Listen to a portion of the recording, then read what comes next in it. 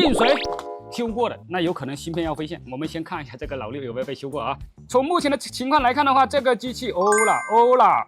它的问题是什么呢？它的问题是进水之后，电池连接口的正极供电直接开路，电池正极开路引起的钥匙不行，这个真的是太哇塞了。我只要飞上这根线，这个钥匙能不能可以正常工作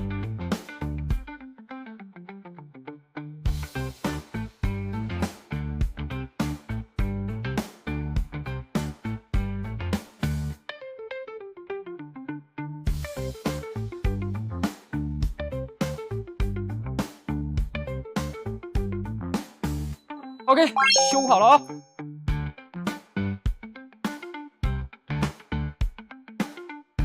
好，结束。电压开下来，通电，看一下啊，看一下有没有工作，就看此时此刻了。哟 ，beautiful。